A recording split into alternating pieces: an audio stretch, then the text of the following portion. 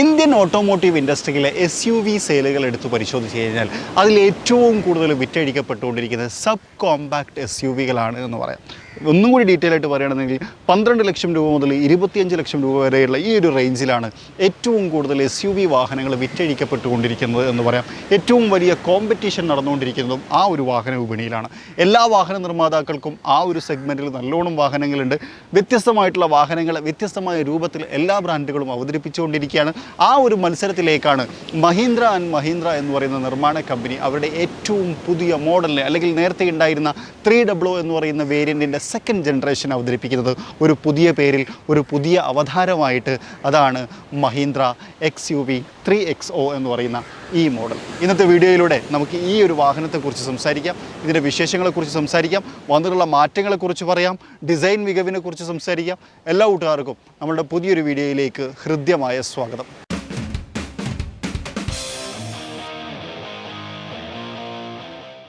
മഹീന്ദ്ര 300 എന്ന് പറയുന്ന മോഡൽ, അതായത് XUV 300 എന്ന് പറയുന്ന മോഡലിനെ കുറിച്ച് നമ്മൾ സംസാരിച്ചിട്ടുണ്ട്. ഒരുപാട് ആൾക്കാർ ഇഷ്ടപ്പെട്ട ഒരു കോമ്പാക്ട് SUV വാഹനമായിരുന്നു അത് എന്നുള്ളതാണ്.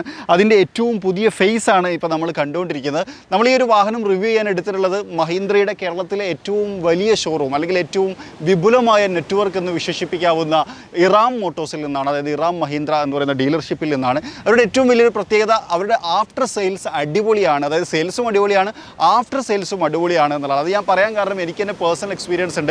എൻ്റെ സുഹൃത്തുക്കളുടെ വണ്ടികളൊക്കെ ഞങ്ങളിവിടെ സർവീസിന് കൊടുത്ത സമയത്ത് നല്ല അടിപൊളിയായിട്ട് ഇവർ ക്ലിയർ ചെയ്ത് തന്നിട്ടുണ്ട് എന്നുള്ളത്. അപ്പോൾ അങ്ങനെ ഒരു അഡ്വാൻറ്റേജുള്ള ഒരു സ്ഥാപനമാണ്. മാത്രമല്ല 25ഓളം ഡീലർഷിപ്പുകൾ ഇറാം മഹീന്ദ്രയ്ക്ക് ഉണ്ട് എന്നുള്ളതാണ്. ഇപ്പോൾ നിങ്ങൾ കണ്ട് പാലക്കാടാണെങ്കിലും തൃശ്ശൂരാണെങ്കിലും മലപ്പുറം ആണെങ്കിലും ഇനിയിപ്പോൾ മലപ്പുറം ജില്ലയിൽ തന്നെ വലിയ 2 ഷോറൂമുകൾ വരാൻ പോകണം. ഒന്ന് എൻ്റെ നാട്ടിലാണ് എന്നുള്ളത് എനിക്കും പേഴ്സണലി അഭിമാനമുള്ളൊരു കാര്യമാണ്. അപ്പോൾ അത്രയും വലിയൊരു ഡീലർഷിപ്പ് ത്രൂ ആണ് നമ്മൾ ഈ ഒരു വാഹനം എടുത്തിട്ടുള്ളത്. രണ്ടാമതൊരു കാര്യം, ഇപ്പോൾ നമ്മൾ കണ്ടുകൊണ്ടിരിക്കുന്നത് ഏറ്റവും ടോപ്പ് എൻഡിൻ്റെ തൊട്ട് താഴെയുള്ള AX5 എന്ന് പറയുന്ന വേരിയൻ്റ് ആണ്. MX1, MX2, MX3, MX3 Pro, പിന്നെ AX5, പിന്നെ AX7 അങ്ങനെ വേരിയൻറ്റുകളിലാണ് ഇത് അവൈലബിൾ ആയിട്ടുള്ളത്. AX7 ആണ് ഏറ്റവും ടോപ്പ്. അതിൽ നിന്ന് എന്തൊക്കെ കാര്യങ്ങൾ മിസ്സിംഗ് ആണെന്നുള്ളത് ഞാൻ പറയാം. ഒപ്പം എനിക്ക് തോന്നുന്നു ഏറ്റവും കൂടുതൽ എടുക്കാൻ സാധ്യതയുള്ള ഒരു വേരിയൻ്റ് ആണ് ഇത് AX5. ഇതിൻ്റെ ഓൺ റോഡ് പ്രൈസ് ഏറെക്കുറെ ഒരു 12 to 14, എക്സ്ഷോറൂം പ്രൈസ് വരുന്നത് 12 ലക്ഷമാണ്. ലുക്ക് വൈസ് പരിശോധിക്കുകയാണെന്നുണ്ടെങ്കിൽ ഫ്രണ്ട് കാണാൻ ഭയങ്കര യുണീക്ക് ആയിട്ടുണ്ട്. എനിക്ക് പെട്ടെന്ന് ഒരു ആനിമലിറ്റിക് ഫേസ് പോലെയൊക്കെ തോന്നിയിട്ടുണ്ടായിരുന്നു. അതുപോലെ തന്നെ ഈ ഒരു LED ഹെഡ് ലാമ്പ് യൂണിറ്റിൻ്റെ ഭാഗത്തേക്ക് വന്നു കഴിഞ്ഞാൽ ഈ ഒരു ഭാഗം LED ആയിട്ടാണ് ക്രമീകരിച്ചിട്ടുള്ളത്. തൊട്ട് താഴെ ഫോഗ് ലാമ്പ് ഉണ്ട്. ഈ AX5ലേക്ക് വരുന്ന സമയത്ത് ഫോഗ് ലാമ്പ് മിസ്സിംഗ് ആണ്. AX7 ഇതിൽ ഫോഗ് ലാമ്പ് വന്നു. ഫോഗ് ലാമ്പ് എനിക്ക് തോന്നുന്നു ഹാലജൻ ആണ് ഉണ്ടായിരുന്നത്. അതുപോലെ തന്നെ ഈ ഒരു DRL യൂണിറ്റ് ഇത് നല്ല രസമുണ്ട്. XUV 700 നമ്മൾ കണ്ടിട്ടുണ്ടായിരുന്ന ഒരു പാറ്റേൺ പോലെയാണ് ഇത് ക്രമീകരിച്ചിട്ടുള്ളത്. ഡ്യുവൽ ഫംഗ്ഷനിങ് ആയിട്ടാണ് ഈ ലാമ്പ് കൊടുത്തേക്കുന്നത്. അതായത് DRലും ഇൻഡിക്കേറ്ററും മുകൾ ഭാഗത്തെ ഈ ഒരു പോർഷൻ മാത്രമാണ്. അതെനിക്കൊരു വെറൈറ്റി ആയിട്ട് തോന്നി. പ്രത്യേകിച്ച് രാത്രിയൊക്കെ കാണുന്ന സമയത്ത് നല്ല വിസിബിൾ ആയിരിക്കും എന്നുള്ളതാണ്. ഇത് ഈ ഒരു ഭാഗം ഒരു താഴ്ഭാഗം പോലെ ക്രമീകരിച്ച് ഒരു പിയാനോ ബ്ലാക്ക് എലമെൻ്റ് ഒക്കെ കൊടുത്തു. ആ പിയാനോ ബ്ലാക്ക് എലമെൻറ്റിനകത്തും ചെറിയ ഡിസൈൻസ് ഒക്കെ നമുക്ക് കാണാൻ കഴിയും. ഒരു ട്രയാങ്കിൾ പോലത്തെ ഒരു ഡിസൈൻ കാര്യങ്ങളും. ഇനി ഇങ്ങോട്ട് വന്നു കഴിഞ്ഞാൽ ഇവിടെ ക്ലോസ്ഡ് ആയിട്ടുള്ള ഒരു ഗ്രിൽ മെറ്റീരിയൽ കാണാം. അതിനകത്ത് നമുക്കൊരു 6 സ്ലാറ്റ്സ് കാണാൻ പറ്റും. എനിക്ക് തോന്നുന്നു XUV 700 വളരെ പെട്ടെന്ന് അത് റിലേറ്റ് ചെയ്യുന്നുണ്ട്. താറിനകത്തുള്ള ഒരു 7 സ്ലാറ്റ്സിനെ വേണമെങ്കിൽ അത് ഓർമ്മിപ്പിക്കാം. അങ്ങനെയൊക്കെയാണ് ക്രമീകരിച്ചിട്ടുള്ളത്. അതുപോലെ തന്നെ മഹീന്ദ്രയുടെ ലോഗോ യൂണിറ്റും നമുക്കിവിടെ കാണാൻ കഴിയുന്നുള്ളത്. നേരത്തെ ഉണ്ടായിരുന്ന XUV 300 ഇവിടെ ഒരു ഗ്രിൽ പാറ്റേൺ ആയിരുന്നു. അത് മാറിയിട്ടാണ് ഇവിടെ ഒരു പിയാനോ ബ്ലാക്ക് എലമെൻറ്റ് വന്നിട്ടുള്ളത്. ആക്ച്വലി അത് എനിക്ക് ഭയങ്കര ഇഷ്ടമായിട്ട് തോന്നി. അപ്പോൾ തന്നെ താഴ്ഭാഗത്ത് ശരിക്കും ഒരു ഗ്രിൽ പാറ്റേൺ ഉണ്ട് കേട്ടോ. അതായത് ആ ഒരു ബ്രീത്തിങ് കൊടുക്കാൻ വേണ്ടിയിട്ട്. താഴേക്ക് വന്നു കഴിഞ്ഞാൽ ബമ്പറിൻ്റെ സൈഡും ഓപ്പൺ ആക്കി കൊടുത്തിട്ടുണ്ട്. അവിടെ നോക്കി കഴിഞ്ഞാൽ നമുക്ക് റേഡിയേറ്ററും കാര്യങ്ങളൊക്കെ കാണാം. ആ ഒരു ബ്രീത്തിങ് പ്രോപ്പർ ആക്കാൻ വേണ്ടിയിട്ടാണ് അങ്ങനെ ചെയ്തേക്കുന്നത് എന്നുള്ളതാണ്. മറ്റൊരു കാര്യം, ഇവിടേക്ക് വരുന്ന സമയത്ത് ഒരു റഡാർ സിസ്റ്റം വരുന്നുണ്ട്. AX7ലേക്ക് വരുമ്പോൾ ലെവൽ 2 അഡാസ് ഫീച്ചർ അത് AX5ലേക്ക് വരുന്ന സമയത്ത് മിസ്സിംഗ് ആണ്. അഡാസ് ശരിക്കും ഇന്ത്യൻ വാഹന വിപണിയിൽ എത്രമാത്രം പ്രാക്ടിക്കൽ ആണെന്നുള്ളത് നമ്മളൊന്ന് ആലോചിച്ചാൽ മതി എന്നുള്ളതാണ്. അങ്ങനെയാണ് ഫ്രണ്ട് ക്രമീകരിച്ചുള്ളത്. ഇതിൻ്റെ ഡിസൈൻ എലമെൻറ്റ് എങ്ങനെയുണ്ടെന്ന് വെച്ച് കഴിഞ്ഞാൽ ഓക്കെ ആയിട്ടാണ് എനിക്ക് തോന്നിയത്. ഇനി റോട്ടിൽ വന്നു കഴിഞ്ഞാൽ എങ്ങനെ ഉണ്ടാവും എന്നുള്ളൊരു പ്രതികരണത്തിന് വേണ്ടി വെയിറ്റ് ചെയ്യാണ്. നിങ്ങളുടെ ഒരു അഭിപ്രായം കൂടി കമൻറ്റ് ചെയ്യുക. അതായത് ആദ്യമായിട്ട് XUV 3XO കണ്ട സമയത്ത് നിങ്ങളുടെ മനസ്സിലേക്ക് ഈ ഡിസൈനിനെ കുറിച്ച് എന്ത് തോട്ടാണ് വന്നതെന്നുള്ളത് താഴെ കമൻറ്റ് ചെയ്യുക. കാണുന്ന സമയത്ത് എന്ത് തോന്നുന്നു എന്നുള്ളൊരു കാര്യം അതിനുവേണ്ടി വെയിറ്റ് ചെയ്യാണ്. മറ്റൊരു കാര്യം എന്ന് വെച്ച് കഴിഞ്ഞാൽ ഈ ഹുഡിൻ്റെ ഭാഗത്തേക്ക് വന്നു കഴിഞ്ഞാൽ ഇവിടെ നമുക്ക് കുറേ ക്യാരക്ടർ ഹൈലൈറ്റ്സ് നമുക്ക് കാണാൻ പറ്റും കേട്ടോ. ഇവിടെയൊക്കെ ഇതിൻ്റെയൊക്കെ പ്രത്യേകത എന്താ വെച്ച് കഴിഞ്ഞാൽ ഈ ലൈൻസ് ഇല്ലേ, ഇത് കറക്റ്റ് ഇങ്ങനെ വന്നിട്ട് ഈ ഒരു ലൈനിലേക്ക് കണക്ട് ചെയ്യുന്ന പോലെ നമുക്ക് തോന്നും. അത് ഈ സൈഡിൽ നിന്ന് ഇങ്ങനെ വന്ന് ഉണ്ടാവും ഇതിലേക്ക് ഇറങ്ങി നിൽക്കുന്നത്. അതായത് ഈ ഒരു പാറ്റേണിലേക്കും കൂടി കണക്ട് ചെയ്ത് നിൽക്കുന്ന തരത്തിലുള്ള ഒരു ഡിസൈൻ എലമെൻറ്റ് നമുക്കിവിടെ കാണാൻ കഴിയും എന്നുള്ളതാണ്. സൈഡ് പ്രൊഫൈലിലേക്ക് വരുന്ന സമയത്ത് നേരത്തെ നമ്മൾ കണ്ടിട്ടുള്ള XUV 300 സൈഡ് പ്രൊഫൈലിനോട് ഈക്വലൻ്റ് ആയിട്ട് തന്നെയാണ് നമുക്ക് തോന്നുന്നത്. 16 ഇഞ്ച് വീലുകൾ കാണാം. അത് AX7ലേക്ക് വരുന്ന സമയത്ത് ഡയമണ്ട് കട്ട് 17 ഇഞ്ച് വീല് വരുന്നു ബെസ്റ്റിന് സെഗ്മെൻ്റ് ആയിട്ട്. അപ്പോൾ തന്നെ ഈ ഒരു വീൽ ആർക്കിൻ്റെ ഭാഗത്തേക്ക് വരുന്ന സമയത്ത് ഇവിടെ ഒരു കട്ട് പാറ്റേൺ കൊടുത്തിട്ടുണ്ട്. ഇത് നേരത്തെ 300 ഉണ്ടാവാത്തിരുന്ന സാധനമാണ് 3XOയിലേക്ക് കൊണ്ടുവന്നിട്ടുണ്ട്. അത് ഒരു ഡിസൈൻ എലമെൻ്റ് എന്ന് മാത്രം അതിനെ ഹൈലൈറ്റ് ചെയ്യാം. അതുപോലെ തന്നെ side view mirror with indicator piano black തീമിലാണ് കൊടുത്തേക്കുന്നത്. AX7ലേക്ക് വരുന്ന സമയത്ത് ഒരു 360 ഡിഗ്രി ക്യാമറ വ്യൂ നമുക്ക് അവൈലബിൾ ആണ്. ഫ്രണ്ടിലും അതുപോലെ തന്നെ 2 സൈഡ് വ്യൂ മിററിലും ഒക്കെ റിക്വസ്റ്റ് സെൻസർ കാണാം. അതുപോലെ താഴെ ക്ലാഡിങ്ങും കാര്യങ്ങളൊക്കെ ക്രമീകരിച്ചിട്ടുണ്ട്. അതേപോലെ ഈ ഭാഗത്തേക്ക് വരുന്ന സമയത്ത് ഇവിടെ ഒരു ബ്ലാക്ക് ഭാഗം കാണാം. റൂഫ് റെയിലും ആ ഒരു എലമെൻസുകൾ, ഈ ഒരു എലമെൻറ്റ് ധാരാളം ഭാഗത്ത് നമുക്ക് കാണാൻ കഴിയും എന്നുള്ളതാണ് നൈസ്. അത് ഇവിടേക്ക് വന്നു കഴിഞ്ഞാൽ കേട്ടോ, ഈ ഒരു ടെയിൽ ഗേറ്റിൻ്റെ ഭാഗത്തും ഇവിടെ നമുക്ക് ആ ഒരു ഡിസൈൻ എലമെൻറ്റിനെ ഹൈലൈറ്റ് ചെയ്തിട്ടുണ്ട് എന്നുള്ളതാണ്. ഈ ഒരു ഭാഗമൊക്കെ ഒരു രസമുണ്ടല്ലോ, ഒരു പ്രത്യേകത. പ്രത്യേകിച്ച് ഈ ഒരു ഭാഗത്തേക്ക് വരുന്ന സമയത്ത് ബാക്ക് പ്രൊഫൈലിന് കുറച്ചും കൂടി ഒരു മസ്കുലാരിറ്റി കൊടുക്കാൻ വേണ്ടിയിട്ട് ഇത് സഹായിക്കുന്നുണ്ട്. അതായത് ഇവിടെ ഇങ്ങനെ ബൾജ് ചെയ്ത് നിൽക്കുന്നത്, അത് സൈഡിൽ നിന്ന് കാണുന്ന സമയത്ത് ശരിക്കും കൂടി ഒരു കൂപ്പേ സ്റ്റൈലൊക്കെ കൊടുക്കാനും, അതുപോലെ ബാക്കിൽ നിന്ന് കാണുന്ന സമയത്ത് കുറച്ചും കൂടി ഇങ്ങനെ വിരിഞ്ഞ് നിൽക്കുന്ന പോലത്തെ ഒരു വാഹനമായിട്ട് ഫീൽ ചെയ്യിപ്പിക്കാനും അത് സഹായിക്കുന്നുണ്ട് എന്നുള്ളതാണ് നൈസ്. മറ്റൊരു കാര്യം, ഫ്രണ്ടിലും ബാക്കിലും നമുക്ക് ഡിസ്ക് ബ്രേക്കുകളുണ്ട് എന്നുള്ളതും ഒരു അഡ്വാൻറ്റേജാണ്. റിയർ പ്രൊഫൈലിലേക്ക് വരുന്ന സമയത്ത് ഫ്രണ്ടിനെ കൊണ്ട് പറഞ്ഞ പോലെ തന്നെ ഭയങ്കര യുനീക്ക് ആയിട്ടുള്ള ഒരു റിയർ പ്രൊഫൈലാണ് എന്ന് പറയാം. ഏറ്റവും ഹൈലൈറ്റ്സ് ഒന്നിതിങ്ങനെ വിരിഞ്ഞ് നിൽക്കുന്നതാണ്. രണ്ടാമത്തെ ഈ ഒരു പരസ്പരം കണക്റ്റഡ് ആയിട്ടുള്ള ടെയിൽ ലാമ്പ് യൂണിറ്റ് ആണ് എന്നുള്ളതാണ്. ഇതിനെ ഇവർ വിളിക്കുന്ന ഇൻഫിനിറ്റി എന്നൊക്കെയാണ് നമ്മൾ ഇതിനെ കണക്റ്റഡ് ടെയിൽ ലാമ്പ് എന്ന് ചുരുക്കി പറഞ്ഞത് മാത്രം. ഇവരുടെ ഏറ്റവും പുതിയ EV ആർക്കിടെക്ചറിലാണ് ഈ ഒരു വാഹനം ക്രിയേറ്റ് ചെയ്തിട്ടുള്ളത്. അതുകൊണ്ടാണ് ആ ഒരു ഫ്രണ്ടിലുള്ള ആ ഒരു ഡിസൈനും ബാക്കിൽ ഈ ഒരു ഡിസൈനും ഒക്കെ നിങ്ങൾക്ക് നോക്കിക്കഴിഞ്ഞാൽ ഒരു കണക്ഷൻ ഫീൽ ചെയ്യും. അതായത് ഇങ്ങനെ ഒരു ഡിസൈൻ, അതായത് ഈ ഒരു ഭാഗം കണ്ടാ, ഇത് ടെയിൽ ഗേറ്റിലേക്ക് കൂടി ഈ ലൈറ്റിൻ്റെ ഒരു കണ്ടിന്യൂഷൻ ഇങ്ങോട്ടും കൂടി കയറി നിൽക്കുന്നത് നല്ല ഭംഗിയുണ്ട് കാണാൻ. അതൊരു കണക്റ്റഡ് ആയിട്ട് നിൽക്കുന്നു എന്നുള്ളതാണ്. ടെയിൽ ഗേറ്റ് LED ആണ്, പക്ഷേ റിവേഴ്സ് ലാമ്പും സ്റ്റോപ്പ് ലാമ്പും ഒക്കെ ഹാലജനാണ്. അത് ടോപ്പ് എൻഡിലും ഹാലജനായിട്ട് തന്നെയാണ് കൊടുത്തുള്ളത്. അതുകൊണ്ട് ഇതിലേക്ക് വരുന്ന സമയത്ത് അങ്ങനെ ഒരു ലോസ് ഇല്ല എന്ന് വേണമെങ്കിൽ പറയേണ്ടി വരും. XUV 3XO എന്ന് പറയുന്ന ഒരു ബാഡ്ജിങ് നമുക്കിവിടെ കാണാൻ കഴിയും. മഹീന്ദ്രയുടെ ലോഗോ യൂണിറ്റ് കാണാം. താഴേക്ക് വന്നു കഴിഞ്ഞാൽ വലിയ ബമ്പർ യൂണിറ്റ്, അതിനകത്താണ് റിഫ്ലക്ഷനും കാര്യങ്ങളൊക്കെ കൊടുത്തിട്ടുള്ളത്. പിന്നെ അതുപോലെ തന്നെ ആ ഒരു പാറ്റേൺ അതിവിടെ നമുക്ക് കാണാൻ കഴിയും. ഇവിടെ നമുക്കൊരു എക്സോസ്റ്റ് പോലത്തെ ഒരു ഡിസൈൻ ഭാഗം കാണാം. എക്സോസ്റ്റോ അല്ലെങ്കിൽ എയർ ഡാമോ കാര്യങ്ങളോ ഒന്നുമല്ല. എക്സോസ്റ്റ് താഴെയാണ് ക്രമീകരിച്ചിട്ടുള്ളത്, പുറത്തൊന്നും വിസിബിൾ അല്ല. താഴേക്ക് നോക്കിക്കഴിഞ്ഞാൽ നമുക്ക് കാണാൻ കഴിയും എന്നുള്ളതാണ്. ഇനി മറ്റൊരു കാര്യം, ഇതിന് ബൂട്ട് സ്പേസ് ഓപ്പൺ ആക്കുന്ന ബട്ടൺ അത് ശരിക്കും ഇവിടെ ഇതിൻ്റെ അടിഭാഗത്താണ് ഹൈഡ് ചെയ്ത് വെച്ചേക്കാണ്, പുറത്തുനിന്ന് കാണൂല. ഇതിനകത്തൊരു ബട്ടൺ ഉണ്ട്. ഈ ബട്ടൺ ജസ്റ്റ് ഒന്ന് പ്രസ് ചെയ്ത് കൊടുത്തു കഴിഞ്ഞാൽ നമുക്കിത് ഓപ്പൺ ആക്കി എടുക്കാം.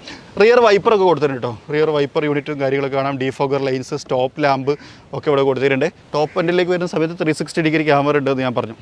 ഇവിടെയാണ് ബട്ടൺ കൊടുത്തുള്ളത്. ഓക്കെ, ഇതാണ് ബട്ടൺ. അത് പുറത്തുനിന്ന് കാണില്ല. എനിക്കൊരു നല്ല രസമായിട്ട് തോന്നി. 364 ലിറ്റർ ബൂട്ട് സ്പേസ് ആണ് ഈ വാഹനത്തിനകത്ത് കൊടുത്തിട്ടുള്ളത്. പാർസൽ ട്രേ കമ്പനി കൊടുത്തിട്ടില്ല എന്നാണ് ഞാൻ മനസ്സിലാക്കുന്നത്. പക്ഷേ ഇവിടെ ഒരു ഹുക്കൊക്കെ കൊടുത്തിട്ടുണ്ട്.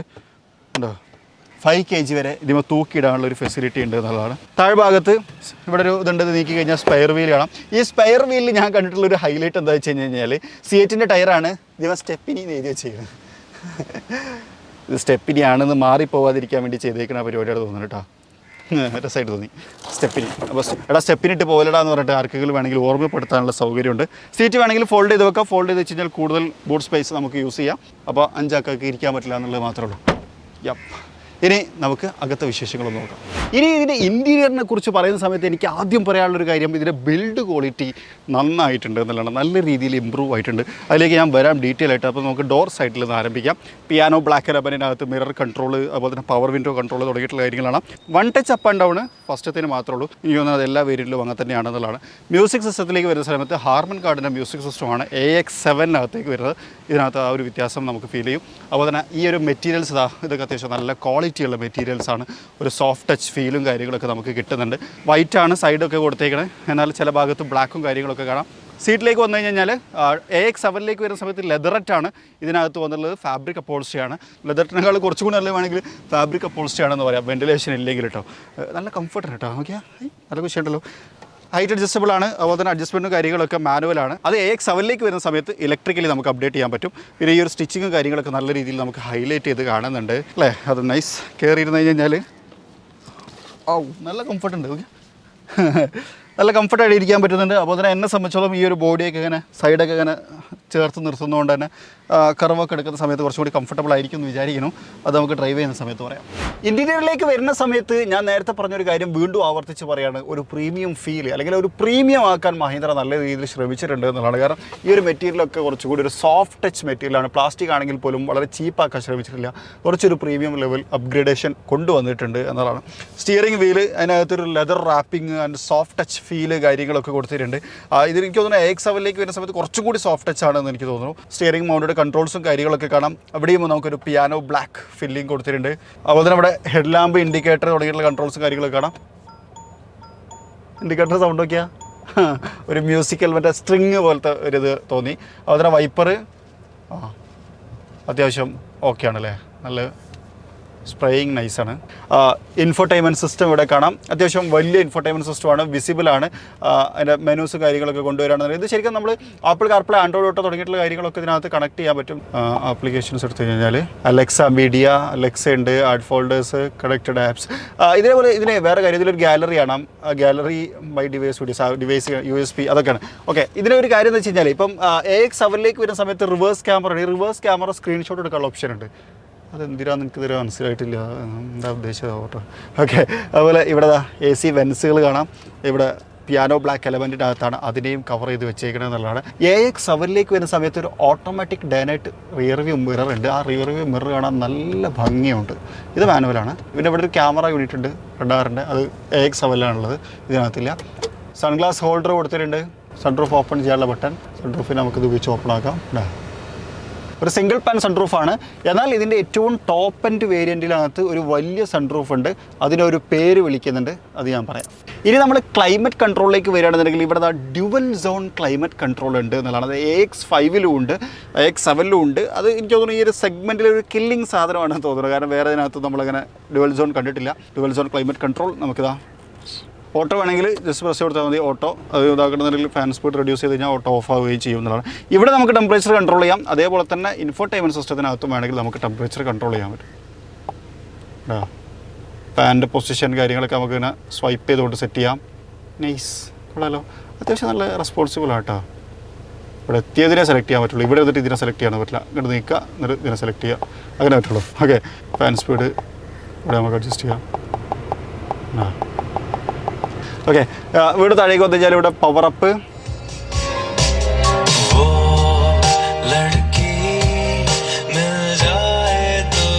നല്ല ക്വാളിറ്റി ഉണ്ടല്ലോ. ഹർമൻ ഇല്ലാത്ത അത്യാവശ്യം നല്ല ക്വാളിറ്റി ഉണ്ട്. നൈസ്. ഇവിടെ പിന്നെ അതുപോലെ തന്നെ സെറ്റിങ്സ്, അതുപോലെ തന്നെ ലവ് ബട്ടൺ ഉണ്ട്, ഓഡിയോ ഇക്വലൈസർ. എനിക്ക് തോന്നുന്നത് സെന്തിൽ ബ്രോൻ്റെ ഏരിയ ആണ്. സെന്തിൽ ബ്രോ ചെയ്യുന്നുണ്ടായിരിക്കും. ഇനി ഇവിടെ Hazard lamp, passenger air bag, അങ്ങനെ തുടങ്ങിയിട്ടുള്ള കാര്യങ്ങളൊക്കെ ഇവിടെ കൊടുത്തിട്ടുണ്ട്. ഇവിടെ താഴേക്ക് വന്നു കഴിഞ്ഞാൽ ഇവിടെ ഫാനിൻ്റെ കൺട്രോൾ, അതുപോലെ തന്നെ ഫ്രണ്ടിലേക്കുള്ള അങ്ങനത്തെ കൺട്രോൾസും കാര്യങ്ങളൊക്കെ ഇവിടെ കാണാം. താഴേക്ക് വന്നു കഴിഞ്ഞാൽ ഇവിടെ നമുക്കൊരു നോർമൽ ചാർജിങ് പോർട്ട് കാണാം. AX7 വരുന്ന സമയത്ത് ഇവിടെ ഒരു C ടൈപ്പ് ചാർജിങ് പോർട്ട് ഉണ്ട്. 65 വോട്ടിൻ്റെ ലാപ്ടോപ്പ് വരെ ചാർജ് ചെയ്യാൻ പറ്റും എന്നാണ് അവർ പറഞ്ഞത്. അത് എനിക്ക് തോന്നുന്നു മാക്കിനായിരിക്കും ഉദ്ദേശിച്ചിട്ടുണ്ടാവുക. എനിവേ ഇവിടെ ഒരു വയർലെസ് ചാർജിങ് പോർട്ട് കാണാം. അതിനകത്തൊരു മഹീന്ദ്രൻ്റെ ഒരു ലോഗോ കാണാം. ഒരു യുണീക്ക്നെസ്സിലെ ഈ ഒരു റബ്ബറിനകത്ത് ഇതൊരു വയർലെസ് ചാർജിങ് പോർട്ടാണ്. മാനുവൽ ട്രാൻസ്മിഷൻ, 6 സ്പീഡാണ്. ഓട്ടോമാറ്റിക്കിനകത്തും വരുന്നുണ്ട്. എഞ്ചിൻ ഡീറ്റെയിൽസ് ഞാൻ പറയാം. ഈ ഒരു സെൻട്രൽ കൺസോൾ ഒരു പിയാനോ ബ്ലാക്കിൻ്റെ ടോപ്പിലാണ് വെച്ചേക്കുന്നത്. താഴെ വൈറ്റ് കണ്ടുകഴിഞ്ഞാൽ നിങ്ങൾക്ക് മനസ്സിലാവും. ഈ ഒരു ടോപ്പ് ഭാഗം ഒരു പിയാനോ ബ്ലാക്കിൽ ചെയ്തിരിക്കുന്നു, നല്ല ഭംഗിയുണ്ട്. അപ്പോൾ തന്നെ ഇവിടെ കപ്പ് ഹോൾഡേഴ്സ് കൊടുത്തു. ഈ ഒരു പിയാനോ ബ്ലാക്ക് കൊടുത്തുകൊണ്ട് മറ്റൊരു ഉപകാരം കൂടി ഉണ്ട്. നമ്മളെ കൈ എപ്പോഴും തട്ടുന്നതുകൊണ്ട് സ്ക്രാച്ച് വീഴാനുള്ള സാധ്യത വളരെ കുറവാണ് എന്നുള്ളതാണ്. Manual hand brake. AX7 വരുന്ന സമയത്ത് ഇത് ഇലക്ട്രോണിക്കലി ആണ് എന്നുള്ളതാണ്. ആംബ്രസ്റ്റ് ലെതറാട്ടോ. ഓക്കെ, ലെതറാണ് കൊടുത്തേക്കുന്നത്. താഴ്ഭാഗത്തൊരു സ്റ്റോറേജ് സ്പേസും നമുക്ക് കാണാൻ കഴിയും എന്നുള്ളതാണ്. ഇനി വേറൊരു കാര്യം, സ്പേഷ്യസ് ആണ് വാഹനം എന്നുള്ളതാണ്. അത്യാവശ്യം നല്ല സ്പേഷ്യസ് ആണ്, നല്ല കംഫർട്ടായിട്ട് ഇരിക്കാൻ പറ്റുന്നുണ്ട്, നല്ല സീറ്റാണ്, വിസിബിലിറ്റി നല്ലതാണ്. ഹുഡിൻ്റെ ആ ഒരു ഡീറ്റെയിൽസ് പോലത്തെ സാധനമൊക്കെ കണ്ടിട്ട് നമുക്ക് ഡ്രൈവ് ചെയ്യാൻ പറ്റുന്നുണ്ട്. അതൊക്കെ ഡ്രൈവ് ചെയ്യുന്ന സമയത്ത് പറയാം. ഇനി ഇവിടെ ഒരു ഗ്ലോ ബോക്സ് ഉണ്ട്. ഈ ഗ്ലോ ബോക്സിൻ്റെ പ്രത്യേകത എന്താ വെച്ച് കഴിഞ്ഞാൽ ഭയങ്കര ഡീപ്പാണ്. അതായത് ഞാൻ കാണിക്കാം. ഇപ്പോൾ നോക്കൂ, ഈ ഒരു സാധനം ഈ ഒരു സാധനം ഇത്രയും നീളമുണ്ട് അല്ലേ, എൻ്റെ കയ്യിൻ്റെ പകുതിയുണ്ട്. ഈ സാധനം വെച്ച് കഴിഞ്ഞാൽ നോക്കിയാൽ ഉള്ളിലേക്ക് കയറി പോകുന്നു. അത്രയും സാധനം വെർട്ടിക്കലി വെക്കാനുള്ള ഒരു സ്പേസ് അതിനകത്തുണ്ട്. AX7 വരുന്ന സമയത്ത് അതിനകത്ത് ലൈറ്റും വെൻറ്റിലേഷനും ഒക്കെ കൊടുത്തിട്ടുണ്ട്. ഇതിനകത്തുനിന്ന് അത് രണ്ടും കട്ട് ചെയ്തിട്ടുണ്ട്. ഓക്കെ, അത്യാവശ്യം നല്ല സ്പേഷ്യസ് ആണ്. കയ്യിൽ അവിടെ അത്യാവശ്യം നല്ല സ്ഥലമുണ്ട്. അത് ഒളിപ്പിച്ച് വെക്കാൻ പറ്റുന്ന തരത്തിലാണ് ക്രമീകരിച്ചിട്ടുള്ളത്. അതായത് സാധനങ്ങൾ ഒളിപ്പിച്ച് വെക്കാം. എന്ത് സാധനം വെച്ച് കഴിഞ്ഞാൽ ബുക്കും നോക്കുക. ഇതാണ് XUV 3XOൻ്റെ ഹാൻഡ് ബുക്ക്.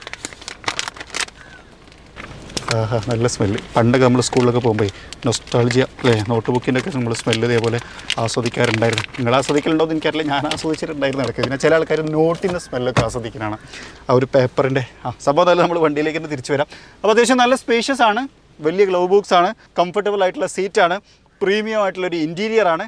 അതുപോലെ തന്നെ ഈ ഒരു ഇൻഫോടൈൻമെൻറ്റ് സിസ്റ്റവും അടിപൊളിയാണ്. ഇനി ഇൻസ്ട്രുമെൻറ്റ് ക്ലസ്റ്റർ ഒന്ന് നോക്കാം.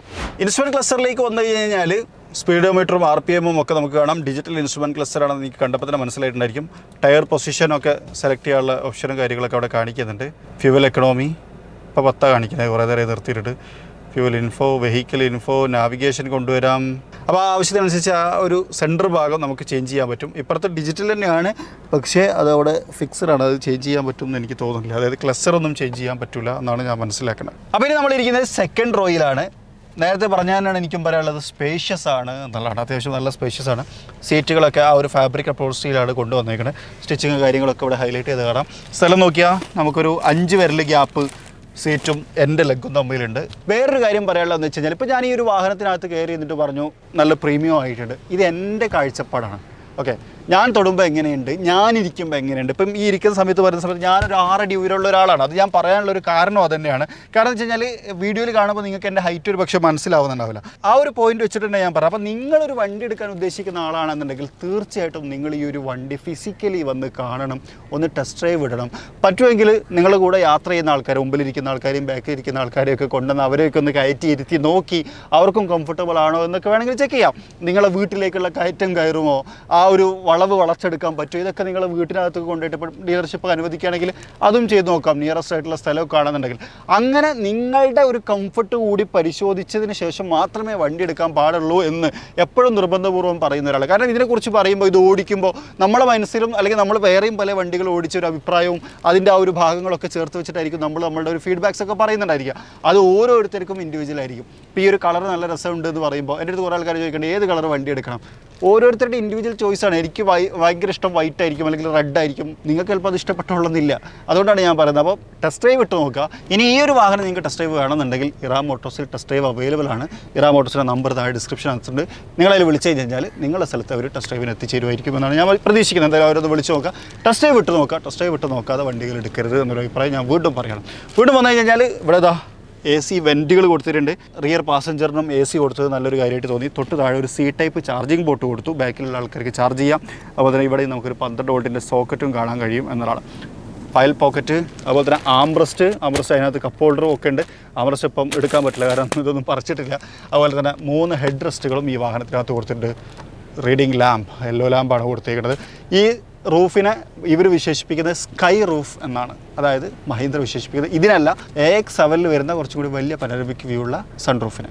ഇനി നമ്മളിതിൻ്റെ എൻജിനിലേക്ക് വരുന്ന സമയത്ത് 3 ടൈപ്പ് ഓഫ് എൻജിനുകളാണ് ഈ വാഹനത്തിനകത്തുള്ളത്. പാക്കിങ്ങും കാര്യങ്ങളൊക്കെ നല്ല രസമുണ്ട്. മഹീന്ദ്ര എന്ന് പറയുന്നൊരു ബാഡ്ജിങ് ഈ ഒരു ഭാഗത്ത് നമുക്ക് കാണാം. വാഷർ ഫ്ലൂയിഡിൻ്റെ ഭാഗത്താണ്. ഇതൊരു ബ്ലാക്ക് കളറിലായിട്ടാണ് കൊടുത്തേക്കണേ. മൊത്തം ഒരു ബ്ലാക്ക് മയം എവിടെയൊക്കെ ഫീൽ ചെയ്യുന്നുണ്ട് അല്ലേ. ബാറ്ററിൻ്റെ കവറാണെങ്കിലും എല്ലായിടത്തും ആ ഒരു ബ്ലാക്ക് കളർ ഇങ്ങനെ നിവർന്ന് നിൽക്കുന്നുണ്ട് എന്നുള്ളതാണ്. ഇനി എഞ്ചിനെ കുറിച്ച് സംസാരിക്കുകയാണെന്നുണ്ടെങ്കിൽ 3 ടൈപ്പ് എഞ്ചിനാണുള്ളത്. ഒന്ന് 1.2 ലിറ്റർ TGDA എഞ്ചിൻ, അത് 130 PS പവറും 230 Nm ടോർക്ക് ഉൽപ്പാദിപ്പിക്കും. അതിൻ്റെ മൈലേജ് എന്ന് പറഞ്ഞാൽ 20.1 മാനുവൽ ട്രാൻസ്മിഷനകത്ത് കമ്പനി പറയുന്നത്. ഓട്ടോമാറ്റിക്കിലേക്ക് വരുന്ന സമയത്ത് 18.2 ആണ്. രണ്ടാമത് ഒരു 1.2 ലിറ്റർ TC MPFI എഞ്ചിനാണ്, അത് 110 PS പവറും 200 Nm ടോർക്കാണ് ഉൽപ്പാദിപ്പിക്കുന്നത്.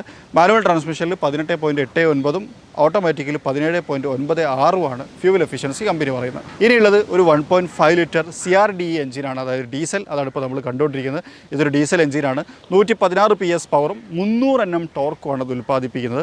20.6 മാനുവൽ ട്രാൻസ്മിഷനകത്തും 21.2 ഓട്ടോമാറ്റിക്കിനകത്തും ഫ്യൂവൽ എഫിഷ്യൻസി നമുക്ക് കിട്ടും എന്നതാണ്. മറ്റു 2 എഞ്ചിനെ അപേക്ഷിച്ച് ഡീസലിനകത്ത് ഓട്ടോമാറ്റിക്കിന് മൈലേജ് കൂടുതലാണ്. അതേപോലെ തന്നെ പെട്രോൾ ഓട്ടോമാറ്റിക്കാണ് ഏറ്റവും പ്രൈസിയസ്റ്റ് ആയിട്ടുള്ള മോഡൽ. അതായത് ഈ ഒരു ലൈനപ്പിൽ, അത് ഞാൻ പറഞ്ഞു, M തുടങ്ങിയിട്ട് AX വരെ നീണ്ടു നിൽക്കുന്നതിൽ AX7 top end petrol automatic, അതിനാണ് ഏറ്റവും വില കൂടുതലായിട്ട് വരുന്നത് എന്നുള്ളതാണ്. 8 ലക്ഷം രൂപ മുതൽ 18 ലക്ഷം രൂപ വരെയാണ് ഈ വാഹനത്തിൻ്റെ പ്രൈസ് വരുന്നത്. ഇപ്പോൾ നമ്മൾ കണ്ടുകൊണ്ടിരിക്കുന്ന ഈ വാഹനത്തിൻ്റെ എക്സ്ഷോറൂം പ്രൈസ്, അതായത് AX5 എന്ന് പറയുന്ന ഈ വേരിയൻറ്റിൻ്റെ എക്സ്ഷോറൂം പ്രൈസ് 12.9 ലക്ഷം രൂപയാണ്. എനിക്ക് തോന്നുന്നു 14 ലക്ഷം രൂപയോളൊക്കെ ആയിരിക്കും ഓൺ റോഡ് പ്രൈസ് എന്നുള്ളതാണ്. അപ്പം കുറച്ചും കൂടി ആളുകൾ എടുക്കാൻ ആഗ്രഹിക്കുന്ന ഒരു വേരിയൻറ്റ് ഇതായിരിക്കും എന്നാണ് ഞാൻ പ്രതീക്ഷിക്കുന്നത്. വ്യത്യസ്തമായിട്ടുള്ള കളർ ടോണുകൾ അവൈലബിൾ ആണെന്നുള്ളൊരു കാര്യം പറഞ്ഞു. അപ്പോൾ ഇനി നമുക്കൊന്ന് ഡ്രൈവ് ചെയ്ത് നോക്കാം. ഡ്രൈവ് ചെയ്ത് നോക്കുന്ന സമയത്ത് ഡ്രൈവിംഗ് ഫീൽ എങ്ങനെയുണ്ട് എന്നുള്ളത് നോക്കാം. ഇനി നമ്മൾ ഡ്രൈവ് എക്സ്പീരിയൻസ് ചെയ്യാൻ പോവുകയാണ് എന്നുള്ളതാണ്. ഡ്രൈവ് എക്സ്പീരിയൻസ് ചെയ്യാൻ പോകുന്നതിന് മുമ്പ് ഞാനൊരു കാര്യം കൂടി പറയാം. ഈ വാഹനത്തിനകത്ത് റിവേഴ്സ് ക്യാമറ ഉണ്ടല്ലോ. ഈ റിവേഴ്സ് ക്യാമറ നമ്മൾ ആക്ടിവേറ്റ് ചെയ്യണമെങ്കിൽ ഞാൻ ഇവിടെ നിർത്തി, ഞാൻ റിവേഴ്സ് ക്യാമറ ഇട്ടു. ഓക്കെ, അപ്പോൾ ഈ റിവേഴ്സ് ക്യാമറയുടെ വിഷ്വൽ വേണമെങ്കിൽ നമുക്ക് എന്ത് ചെയ്യാൻ പറ്റും, സ്ക്രീൻഷോട്ട് എടുക്കാൻ പറ്റും. ഇവിടെ screen captured stored in image gallery. Okay, ഇനി വേണമെങ്കിൽ ഇമേജ് ഗാലറി എന്ന് എടുത്ത് നോക്കാം. Applications, gallery, my drive photos. ഇപ്പോഴത്തെ വിഷ്വൽ നമുക്ക് അവിടെ കാണാൻ പറ്റും എന്നുള്ളതാണ്. അങ്ങനെ ഒരു ഓപ്ഷൻ കൂടി ഈ വാഹനത്തിനകത്തുണ്ട്. അതും ഒരു രസകരമായിട്ടുള്ള ഫീച്ചർ. എന്തിനാണതെന്ന് വെച്ച് കഴിഞ്ഞാൽ വേണമെങ്കിൽ തട്ടിയതോ അല്ലെങ്കിൽ തട്ടാൻ പോയതോ അങ്ങനത്തെ കാര്യങ്ങളൊക്കെ നമുക്ക് പെട്ടെന്ന് വേണമെങ്കിൽ തട്ടിയ ഒരു മൊമെൻറ്റിൽ വേറെ വണ്ടിയുടെ നമ്പർ പ്ലേറ്റ് ഒക്കെ വേണമെങ്കിൽ സ്ക്രീൻഷോട്ട് എടുത്ത് വെക്കാം എന്നുള്ളതാണ്. അതാണ് അതുകൊണ്ടുള്ള അഡ്വാൻറ്റേജ് ആയിട്ട് തോന്നിയത്. ഏതായാലും ഡ്രൈവ് ചെയ്യുന്ന സമയത്ത് കുറച്ച് പവർഫുൾ ആണ് എന്നുള്ളൊരു ഫീൽ എനിക്ക് കിട്ടുന്നുണ്ട് കേട്ടോ. അത് നല്ലൊരു കാര്യം. കുറച്ചുകൂടി ഒരു ടോർക്കി മെഷീൻ ആണ് എന്നുള്ളതാണ്. ഹോണ് വരുന്നത് ഒരു ലീനിയർ പവർ അപ്പിംഗ് ആണ് വരുന്നത് എന്നുള്ളത്. അപ്പോൾ ആക്സലേഷൻ കൊടുത്തു കഴിഞ്ഞാലും നമുക്ക് ആ ഒരു അല്ലേ, പക്ഷേ എന്താ വെച്ചാൽ ലീനിയറിൽ കുറച്ചും കൂടി ഒരു പവറുള്ള ഫീല് ആ ഒരു പവർ അപ്പിൻ്റെ കാര്യത്തിൽ ഉണ്ട് എന്നുള്ളതാണ്. സസ്പെൻഷൻ നല്ലതാണ്, അത്യാവശ്യം നല്ല ട്യൂൺഡ് ആയിട്ടുള്ളൊരു സസ്പെൻഷനായിട്ട് തോന്നി. 300 Nm ടോർക്ക് ഉണ്ട് ഈ മെഷീൻ, 116 PS പവറും. അങ്ങനെ നോക്കുന്ന സമയത്ത് അത്യാവശ്യം ടോർക്കിയാണ്. ഞാൻ നേരത്തെ പറഞ്ഞല്ലോ, ആ ഒരു ഫീൽ ശരിക്കും നമുക്ക് ഡ്രൈവിൻ്റെ സമയത്ത് കിട്ടുന്നുണ്ട്. പിന്നെ കുറച്ചുകൂടി സോളിഡ് ആണ് എന്നുള്ളൊരു ഫീൽ ഉണ്ട്. അതായത് കുറച്ചുകൂടി ഒരു വെയിറ്റ് ഉള്ള വാഹനം നമ്മൾ ഡ്രൈവ് ചെയ്ത് കൊണ്ട് നടക്കുന്ന ഒരു ഫീല്, ഒരു ഫ്ലോട്ടിങ് സസ്പെൻഷൻ്റെ ഒരു ഏറെക്കുറെ ഒരു ടച്ചും കാര്യങ്ങളൊക്കെ നമുക്ക് ഡ്രൈവ് ചെയ്യുന്ന സമയത്ത് കിട്ടുന്നുണ്ട്. അപ്പം ചാടുമ്പോണ്ടോ ഒരു ഫ്ലോട്ടിങ് ഫീൽ ഉണ്ട് എന്നതാണ്. പിന്നെ ഇതിനകത്തുള്ള ക്യാബിൻ സ്പേസ് കൂടുതലായിട്ട് തോന്നി. അത് ഞാൻ നേരത്തെ റിവ്യൂ സംസാരിക്കുമ്പോഴും പറഞ്ഞിട്ടുണ്ടായിരുന്നു. കുറച്ചുകൂടി സ്പേഷ്യസ് ആണ് ക്യാബിൻ. അതുപോലെ തന്നെ വിസിബിലിറ്റിയും വളരെ കൂടുതലാണ്. അതായത് നമുക്ക് എവിടെ അങ്ങനെ ഒരു ഡാർക്ക് സ്പോട്ടൊന്നും ഫീൽ ചെയ്യുന്നില്ല. മൊത്തത്തിലൊരു വിസിബിലിറ്റി നല്ലതായിട്ട് എനിക്ക് എടുത്ത് പറയാൻ പറ്റും. പ്രത്യേകിച്ച് ബോണറ്റിൻ്റെ ആ ഒരു സ്ട്രൈപ്പും പോലത്തെ കാര്യങ്ങളൊക്കെ കണ്ട് നമുക്ക് ഡ്രൈവ് ചെയ്ത് മുന്നോട്ട് കൊണ്ടുപോകാൻ പറ്റുന്നുണ്ട്. അതും ഇൻട്രസ്റ്റിംഗ്. ഇപ്പോൾ ഒരു ഗട്ടറി ആടാണ് ഉണ്ടോ. സസ്പെൻഷൻ എവിടെ അടിക്കുന്ന ഫീലില്ല, ടെക് എന്ന് പറയുന്ന ആ ഒരു സാധനം വരുന്നില്ല. ഒരു പ്രീമിയം ഫീല് സസ്പെൻഷൻ്റെ അകത്തുണ്ട് എന്നുള്ളതാണ്. അതും എനിക്ക് ഭയങ്കര രസമായിട്ട് തോന്നി. ഇതാണ് ഇനീഷ്യലി ഈ വാഹനത്തിനകത്ത് കയറി ഇരുന്ന് ഡ്രൈവ് ചെയ്യുന്ന സമയത്ത് എനിക്ക് തോന്നിയിട്ടുള്ള കാര്യങ്ങൾ. ഇനി നമുക്കിതൊന്ന് പവർ അപ്പ് ചെയ്ത് നോക്കാം. അതിന് ഞാനൊരു ഹൈവേയിലേക്ക് ഇറങ്ങാൻ പോവാണ്. അപ്പോൾ നമ്മൾ ഒരു ഹൈവേയിൽ എത്തിയിരിക്കുകയാണ്. ആഹാ, സൂപ്പർ, അടിപൊളി, നല്ല പവർഫുള്ളാണ്. മാനുവറബിലിറ്റി ഒക്കെ നൈസ്. മാനുവൽ ട്രാൻസ്മിഷനാണ്, അതുകൊണ്ട് ലാഗോ കാര്യങ്ങളോ നമുക്ക് അങ്ങനെ ഫീൽ ചെയ്യേണ്ട ആവശ്യമില്ല. വളരെ പെട്ടെന്ന് ഷിഫ്റ്റ് ചെയ്ത് നമുക്ക് അപ്ഗ്രേഡ് ചെയ്തെടുക്കാം. ബ്രേക്കിംഗ് പെർഫോമൻസും നല്ലതാണ്. ഇൻട്രസ്റ്റിംഗ് കേട്ടോ. നല്ല ഡീസൽ എഞ്ചിനാണ്, അതുകൊണ്ട് നല്ല ടോർക്കിയും പവർഫുള്ളാണ്. പവറിൻ്റെ കാര്യത്തിൽ ഞാൻ സംഭവിച്ചു, നല്ല പവർഫുൾ ആയിട്ടുള്ള മെഷീൻ. Loved it. ഭയങ്കര നോയ്സോ കാര്യങ്ങളോ ഒന്നും തന്നെ ഇല്ല കേട്ടോ. അതും കൂടി ഇതിൻ്റെ കൂടെ ചേർത്ത് പറയേണ്ടതാണ്. അത്യാവശ്യം നല്ല ഐസൊലേറ്റഡ് ആണ്. എനിക്കൊന്നു പെട്ടെന്നൊക്കെ എല്ലാവരും ചേസ് ചെയ്ത് പിടിക്കാനും ഒക്കത്തിനും വേണമെങ്കിൽ ഉപയോഗിക്കാം. യെസ്, അടിപൊളി. ആൾക്കാരൊക്കെ ഇങ്ങനെ നോക്കുന്നുണ്ട്. ഇതുവരെ കണ്ടിട്ടില്ലാത്തൊരു വണ്ടിയാണല്ലോ. കാരണം മഹീന്ദ്രയുടെ ലൈനപ്പിലും ഈ ഒരു ഫേസുള്ള വണ്ടി ആദ്യമായിട്ടായിരിക്കും. അപ്പോൾ അതിൻ്റെ ഒരു ആകാംക്ഷ എല്ലാവരുടെ മുഖത്തുണ്ട് എന്നുള്ളത്. അപ്പോൾ എന്തായാലും ഇത്രയാണ് നമുക്ക് മഹീന്ദ്ര XUV ഫസ്റ്റ് ഡ്രൈവ് ചെയ്യുന്ന സമയത്തുള്ള ഫീല്. ഒരു ലോങ് ഡ്രൈവിന് ഇത് എടുക്കണം എന്നൊരു ആഗ്രഹം എനിക്കുണ്ട്. ഉടനെ നടക്കട്ടെ. അപ്പോൾ ആ ഒരു സമയത്ത് ബാക്കി കാര്യങ്ങളൊക്കെ നമുക്ക് ഡീറ്റെയിൽ ആയിട്ട് സംസാരിക്കാം.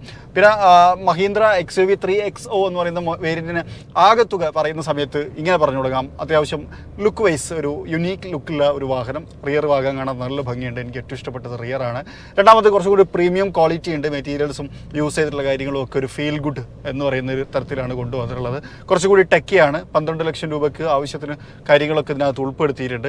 മറ്റൊരു കാര്യം, ഡ്രൈവിങ് അത്യാവശ്യം നല്ല പവർഫുൾ ഡ്രൈവിംഗ് ആണ്, പ്രത്യേകിച്ച് ഈ ഒരു ഡീസൽ എഞ്ചിൻ എന്നുള്ളതാണ്. ഇപ്പോൾ നമ്മൾ കണ്ടുകൊണ്ടിരിക്കുന്നത് AX5 ആണെന്ന് കൂടി ഓർക്കണം കേട്ടോ. അതായത് 12 ലക്ഷം രൂപ എക്സ്ഷോറൂം വില വരുന്ന AX5 ആണ് നമ്മളിപ്പോൾ ഇത്ര നേരം സംസാരിച്ചുകൊണ്ടിരിക്കുന്നത്. ഇതിനകത്തും എല്ലാം ഉണ്ട്. അതായത് മറ്റു പല കമ്പനികളും ഡീസലൊക്കെ നിർത്തിയപ്പോൾ മഹീന്ദ്ര സധൈര്യം ഇപ്പോഴും ഡീസലിനെ കണ്ടിന്യൂ ചെയ്യുന്നുണ്ട് എന്നുള്ളതും മഹീന്ദ്ര അപ്രീഷിയേറ്റബിൾ ആയിട്ടുള്ളൊരു കാര്യമാണ്. പിന്നെ മഹീന്ദ്ര എല്ലാവർക്കും അറിയാം, ഇന്ത്യൻ ബ്രാൻഡാണ്. ഒരുപാട് നല്ല വണ്ടികളുണ്ട്, നല്ല സ്റ്റാർ റേറ്റിംഗ് ഉള്ള വണ്ടികളൊക്കെ ഉണ്ട്. സ്റ്റാർ റേറ്റിംഗ് ഒരു എഡീഷൻ ആണെങ്കിൽ പോലും. അപ്പം ഇത്രയാണ് നമുക്ക് 3XO എന്ന് പറയുന്ന വേരിയൻറ്റിനെ കുറിച്ച് സംസാരിക്കുന്ന സമയത്ത് പറയാനുള്ളത്. നിങ്ങൾക്ക് ഇഷ്ടപ്പെട്ടിട്ടുണ്ടെന്ന് വിചാരിക്കുന്നു. ഇഷ്ടപ്പെട്ടെങ്കിൽ ലൈക്ക് ചെയ്യാൻ മറക്കരുത്. അതുപോലെ തന്നെ ചാനൽ ആദ്യമായിട്ട് കാണുന്ന സുഹൃത്തുക്കളുണ്ടെങ്കിൽ ഫോളോ ചെയ്യാനും മറക്കരുത്. പിന്നെ മറ്റൊരു കാര്യം, ഞാൻ പറഞ്ഞ പോലെ തന്നെ നിങ്ങൾ ഈ വണ്ടി എടുക്കാൻ ആഗ്രഹിക്കുന്നുണ്ടെന്നുണ്ടെങ്കിൽ നിങ്ങൾക്ക് ഇറാം മഹീന്ദ്രനെ ബന്ധപ്പെടാം, ഇറാം മോട്ടോഴ്സിനെ. മാത്രമല്ല നിങ്ങൾ ടെസ്റ്റ് ഡ്രൈവ് ഇടുകയും ചെയ്യണം. നിങ്ങൾ എടുക്കാതിരിക്കുകയൊക്കെ ചെയ്തോ കുഴപ്പമില്ല. പക്ഷേ വണ്ടിനെ കുറിച്ച് നിങ്ങൾ ചിന്തിക്കുമ്പോൾ നിങ്ങളൊന്ന് ടെസ്റ്റ് ഡ്രൈവ് ഇട്ട് നോക്കണം. അത് ഡീലർഷിപ്പുമായി ബന്ധപ്പെട്ട് കഴിഞ്ഞാൽ അവർ ടെസ്റ്റ് ഡ്രൈവും കാര്യങ്ങളൊക്കെ അറേഞ്ച് ചെയ്ത് തരും. ഒന്ന് ഡീലർഷിപ്പ് വിസിറ്റ് ചെയ്യുകയോ അല്ലെങ്കിൽ അവരുടെ നമ്പറിൽ വിളിക്കുകയൊക്കെ ചെയ്താൽ മതിയാവുന്നതാണ്. അപ്പം ആ ഒരു കാര്യം ചെയ്യാൻ മറക്കരുത് എന്നുള്ളൊരു കാര്യം കൂടി പറഞ്ഞുകൊണ്ട് ഈ ഒരു വീഡിയോ തൽക്കാലം നമ്മളോട് അവസാനിപ്പിക്കുകയാണ്. അപ്പോൾ മറ്റൊരു വീഡിയോയിൽ മറ്റൊരു വിശേഷമായിട്ട് കാണാം. അതുവരെ ചെറിയൊരു ബ്രേക്ക്.